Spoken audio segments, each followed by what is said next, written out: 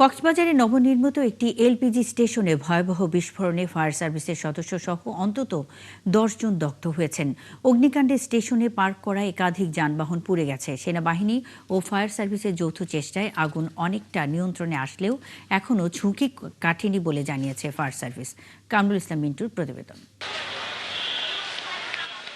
কক্সবাজার শহরের প্রধান পর্যটন জোন কলাতুলি এলাকা থেকে মাত্র ৩০০ মিটার দূরে অবস্থিত কক্সবাজার এলপিজি স্টেশনে বুধবার সন্ধ্যায় হঠাৎ করে গ্যাস লিকেজ শুরু হয়।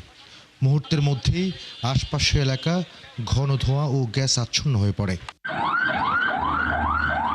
গ্যাস ছড়িয়ে পড়ার খবর পেয়ে কক্সবাজার ফায়ার সার্ভিসের ৩টি ইউনিট দ্রুত ঘটনাস্থলে পৌঁছায়।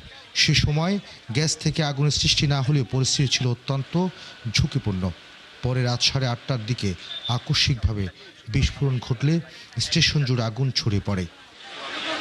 প্রায় ১৪,০০০ লিটার গ্যাস সংরক্ষিত ছিল স্টেশনে, যে কারণে দ্রুত আগুন নিয়ন্ত্রণ করা যায়নি বলে জানান ফায়ার সার্ভিসের কর্মকর্তারা। প্রচুর পরিমাণে গ্যাস রিলিজ হওয়ায় আশেপাশে গ্যাসটা ছড়িয়ে পড়ে। প্রায় ১০০ ফিট দূরে ট্রাক স্ট্যান্ড ছিল, ওখানে হয়তো কোনো কারণে আগুনের আবার ছড়িয়ে পড়ে। ওখান থেকেই আগুনটা আবার এদিকে বেড়ে যাওয়ার পর 10টা 5-এর দিকে। এরপর থেকে আমরা এটা নিয়ন্ত্রণে নিয়ে আসি। এখন অনেকটা নিয়ন্ত্রণেই আছে গাড়ি। পরে সেনাবাহিনী ও বিমান বাহিনীর সহায়তায় ওয়াটার বাউজার যুক্ত হলে আগুন কিছুটা নিয়ন্ত্রণে আসে। এরই মধ্যে ফায়ার সার্ভিসের সদস্য সহ অন্তত ১০ জন দগ্ধ হয়ে হাসপাতালে ভর্তি হন। একই সঙ্গে স্টেশনে পার্কিং করে রাখা কয়েকটি গাড়ি আগুনে পুড়ে যায়। আগুনের তাপে আশপাশের কয়েকটি বসতঘরও ক্ষতিগ্রস্ত হয়।